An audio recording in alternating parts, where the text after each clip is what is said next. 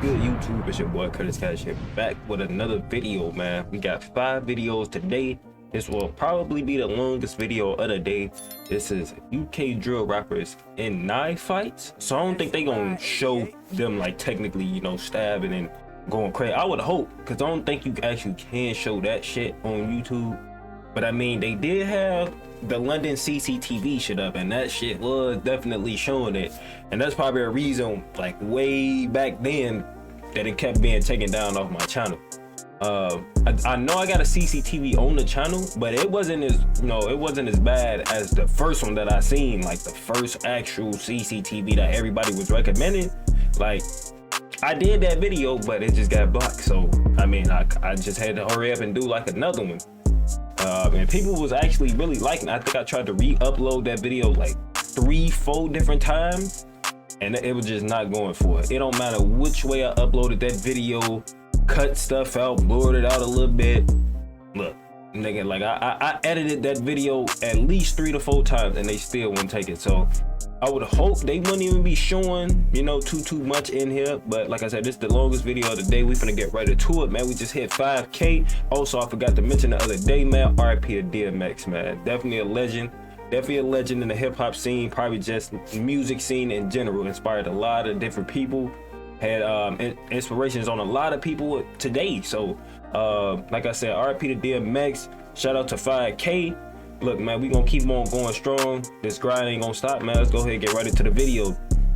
When most think of the UK, the first thing that comes to mind is the royal family, tea and crumpets, or Big Ben. But the UK... That's petty. But people, I have seen people say that in the comments. I have seen people say that in the comments, especially on the Lucy video, you know, that everybody, you know, getting around to and seeing it. So now people don't think, you know, the UK is all just talking about tea and crumpets and all shit like that. I'm like, bruh. I mean, but first thing do come to mind, probably people just think of the royal family because the whole controversy going on with that. I know they just lost one of the prince, like one of the like the older people. RIP to him. Shit crazy, man. The drill scene has exposed the darker side of the kingdom that many don't get to see. A world full of stabbings, gang beef, kidnapping, and murder. Here's a look at some of the craziest knife fights that have involved UK drill rappers. Young Diz. Europe has much stricter gun laws than the US, and therefore it's rare for rival gangs to shoot at one another in the UK. However, that doesn't stop the violence. Stabbings and knife crime are more common on the streets of London than they are in the US. Local gangs are responsible for thousands of stabbings per year, and police reported that I could see that though. That being a thing, that is more stabbings than it is shooting. I technically could see that though, cause niggas be sneaking up on niggas and shit. You would never know if a motherfucker got knifed or not. Shit, a nigga sneaking up on somebody, you would never know. They'd just be on the ground, just, you would never know. That between 2018 and 2019, there were 4,277 cases of knife crime. Authorities say that the popularity of drill music is behind the wave of stabbings. So in 2019, they partnered with YouTube to ban the genre and have 130 drill music videos removed from the platform. One case in particular, involving a rapper from East London named Young Diz, caught their attention and prompted the crackdown on drill in the country. Isaac Donko, who raps under the name Young Diz, was arrested in April 2019 for a kidnapping that... I really don't think you can really blame drill music to be like the influence for some shit like that. Because I feel like some shit like that been around even before, you know, like before it started really spiking. I mean, I guess you could say it influenced it more, technically, but you can't say that's what influenced it and made them wanting to start like stabbing. I feel like that shit has been around.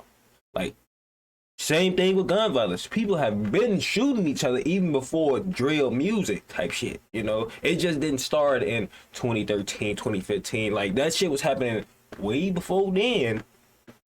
And the genre just influenced it more and enhanced motherfuckers to really want to do that shit, you know? Or, you know, technically, I mean, I don't know.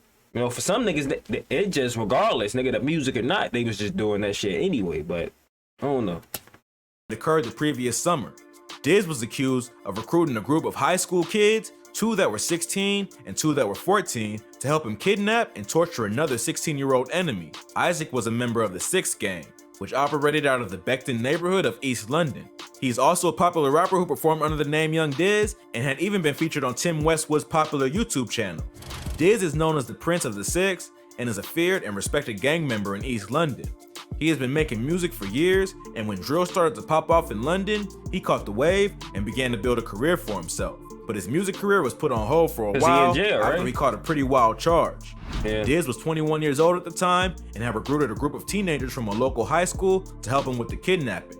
It was later alleged in court that Diz would often go to the local high school and flaunt his wealth and status in the street to recruit younger kids in the neighborhood to help him commit crimes. He would front them money and drugs, then use that to manipulate them into doing whatever he wanted. Allegedly, the victim had stolen some product from Diz and refused to pay him back or listen to his demands, so the rapper decided to make an example out of him. In August 2018, Diz and his crew spotted the victim on Gordon Road in London and forced him into a dark blue Ford. The victim later testified in court that he was sure they were going to kill him. Instead, they ended up torturing the victim by beating him, stabbing him with scissors, burning him with boiling water, and forcing him to swallow cannabis. They then found him. Alright, the last part, now that's just tough. Like, alright, the other shit, that's crazy, but what the fuck? Like, they torturing them and they say, nigga, just, swallow that weed real quick. Like, what the fuck? Him to call his family and demand a ransom of 1,500 pounds, which is around $1,900 US, and eventually let him go. However, they filmed the whole thing with an iPhone camera, which was later used as evidence. Diz was eventually arrested and sentenced to over 6 years for kidnapping and torture. Although it was not the only crime that led to the UK's war on drill music, it definitely contributed, and the official crackdown on the genre on YouTube came just a month after this incident. Many have criticized the police and tech company for their decision to crack down on the genre. Then again, I feel like the fact that they even crack it down on the videos and trying to take them down brings more attention to it and make people want to look at it more, because people gonna be like, oh, what the fuck? Why y'all taking it down? It ain't gotta be that bad, huh? So people gonna want to check that shit out.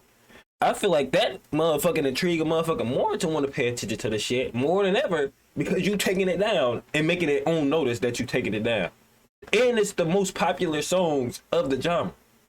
So people are re-uploading these clips, and people are going to re-watch these clips and still probably do the same thing.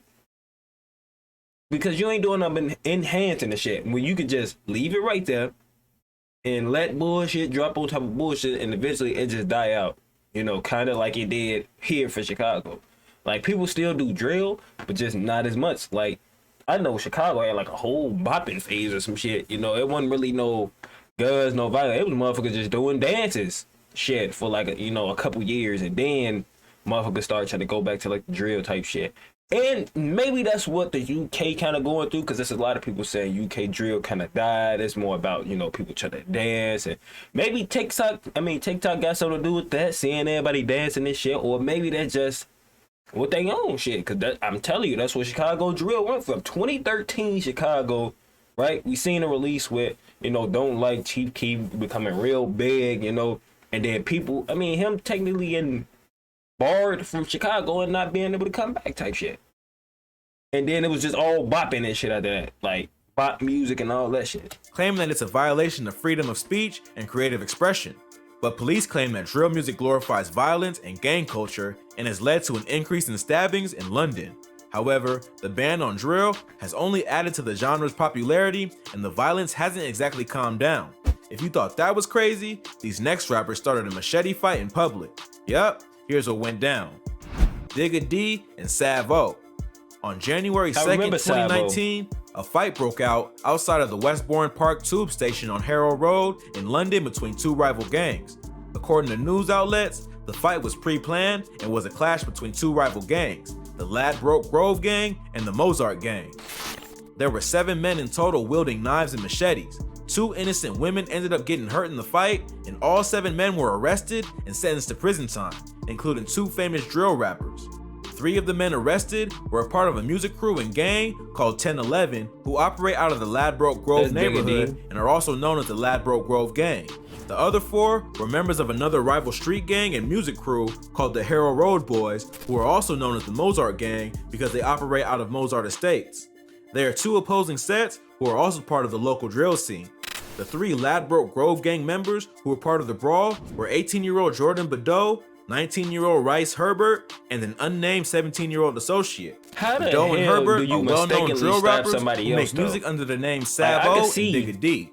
Digga D and his crew, 1011, No, you are can't credited see that with either. being one of the first Same drill thing with groups in shooting, London. though, because They motherfuckers formed the ain't got group no in aim. 2015 and have had several clashes with the police while they've been active. In 2017, the group was arrested for carrying machetes and baseball bats, which they claimed were for a music video. But police weren't buying it and claimed the group was planning an ambush of a rival gang. 1011 was hit with the criminal behavior order, which meant that all of their prior videos were taken off the internet, and the crew had to seek permission from the police before uploading any more music.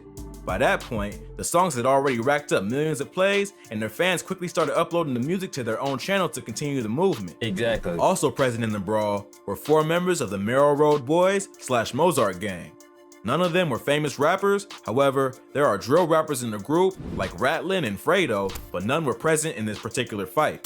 The entire brawl was captured by CCTV, and all 7 men were quickly arrested after the incident. The leader of the Mozart Gang, Damani Charles, was stabbed in the brawl and was treated at the scene, then arrested. The 17-year-old associate of the Ladbroke Grove Gang was also stabbed but managed to escape. He later showed up at a hospital and claimed he had been injured from falling off a bike. The rest of the crew involved in the brawl were later arrested in their homes. Because the fight was caught on tape, they didn't have much of a defense, and nearly all of them pled guilty to violent disorder and possession of a deadly weapon. They were all sentenced to between 2 and 3 years for the crime, except the 17-year-old who was detained for 10 months. If you thought that was crazy, this next rapper was arrested after attacking a moving vehicle with a huge zombie knife. Joshua Gardner is a drill rapper and a member of the G-Lane Gang, or CR7 crew, that operates out of Croydon, South London. The crew was well known to the local gang unit, especially after an incident involving a member named Joshua Gardner who attacked a vehicle with a huge zombie knife on the streets of London. The incident happened back in Why he swinging that bitch like that, though? Like, what the fuck, bro? 2018 and was captured on a dash cam. The video that was later played in court shows Joshua on a bike approaching a blue Volkswagen parked on the side of the street. The vehicle clearly recognizes Joshua as he pulls up and tries to pull out and speed away. However, traffic prevents the car from escaping, and Joshua gets off his bike and begins attacking the vehicle. First, he kicks the door, and then he starts swinging around a huge zombie knife and uses it to batter the windows and door of the vehicle. He tries to rip open the door, but it's locked, and the driver manages to get out and escape on foot. Joshua was arrested and charged with attempting to cause grievous bodily harm. The gang unit in the local police department was already familiar with Joshua due to some of his past activities and his involvement with the G-Lane gang. Not much is known about G-Lane. They have a bunch of assorted videos out by different members on YouTube, including a video for the song No Hook by Grinner and YL, where Joshua can be seen standing in the background. According to the UK newspaper, The Sun, the gang was also known by the postcode CR7 and had been involved in a gang war that led to multiple stabbings and murders, including the death of a 15-year-old. Joshua, who was only 18 at the time of his arrest, had been charged once before for attempting to rob a school kid of his cell phone and wallet. To the shock of many paying attention to the case, the rapper was let off with just 150 hours of community service and no jail time for the road rage incident. The judge who presided over the case claims that a kidnapping that had occurred not long before the case was the reason behind why she let him off with just a warning. Apparently, on March 26, 2018, Joshua was kidnapped by another gang of men in their 20s over a drug debt that his friend owed. He was held at gunpoint and forced to sell drugs for them for 10 days until the debt was paid off. She claimed that although the kidnapping was no excuse for violent behavior, it did explain why he was acting in such a reckless and vicious manner. Many local Croydon residents who were following the case were shocked by this verdict and claimed that it was only going to lead to more knife crime in the city. However, Joshua didn't make contact with the victim. He merely caused a frenzy and terrorized the public. The court was not able to bring any evidence of Joshua's gang ties other than his presence in music videos, and therefore, it may have been tough to make the jail time stick. However, that didn't stop the public from going into a frenzy, claiming that the jail time was too lenient and that it sets a bad example for other kids roaming the streets with knives and machetes. But if you thought that was crazy, This next rapper stabbed a man in the heart outside a fast food restaurant, then rapped about it in a song where he mocked him for his meal choice. You don't want to miss this crazy story. Lil M. Dot. Lil M. Dot is a rapper associated with the South London gang and rap crew called 814, a split-off group of a larger gang called the Ghetto Boys that operates in the New Cross, Lewisham, and Deptford area of South London. 814 has gained prominence in the UK drill scene, and Lil M. Dot was one of their most prominent members. But M. Dot's career would be cut short after he was found guilty of causing bodily harm to a victim he stabbed in March 2020. The stabbing occurred outside of After Hours, a fast food restaurant in New Cross, South London. 814 is known to have beef with another local gang called Monson Bloodset. The man that M. Dot attacked was a man named Ahmad Torfi, who was alleged to be a member of the rival gang. However, according to the defense attorneys, Ahmad was not an active gang member, but simply friends with a few members of the crew and was actually a shy, mild-mannered man who worked as a steward at local sporting events. He was out that night getting food with his twin brother and girlfriend when M. Dot caught him off guard and stabbed him multiple times in the chest. He had to undergo open heart surgery because of the attack and is now permanently paralyzed. To make matters worse, M. Dot released a freestyle to YouTube where he brags about the stabbing. He even goes as far as to diss his victim for his meal choice, rapping, "All he wanted was some mac and cheese." You could talk on the net, I don't mind it. Should have been dead, but you brought through fighting. Blue tape, it was done by me. I put A in A and E. Deep blues, but it's not that deep because all you really wanted was some mac and cheese. It's pretty cold-blooded to nearly stab someone to death, then make fun of their taste in food. But in the world of drill rap, anything goes.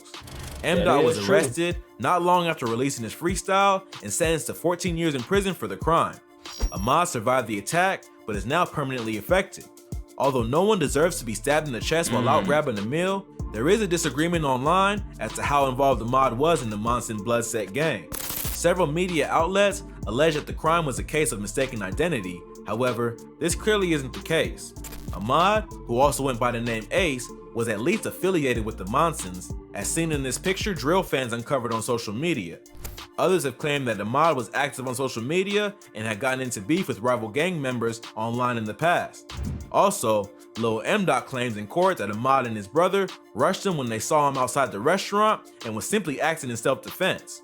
Whether Ahmad is entirely innocent or not doesn't really matter because Lil M. Dot still committed the crime and then proved his guilt by rapping about it. But hopefully, this will be a lesson to others that even just hanging with the wrong people or making threats online can get you caught up in serious beef.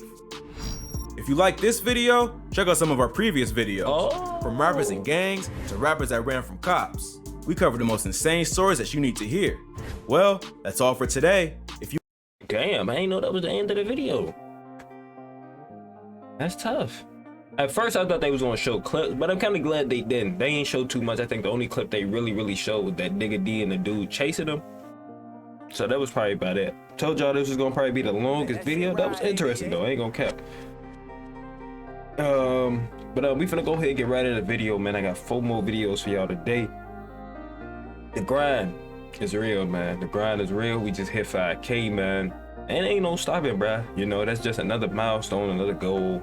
You know, there's always more to reach for, man. So we finna keep on going. We got 4 more vids, like I said, man. I hope y'all enjoyed. I will see y'all on the next one, man. Your boy out, man. Yeah, no, we not lazy, we working. Yeah, used to walk, now we in Porsche. Yeah, I got gelato and sherbet. Yeah, I ran that check up on purpose. Yeah, I got pink rocks on Hawaiian. Yeah, keep me in strong like I'm dyking. Yeah.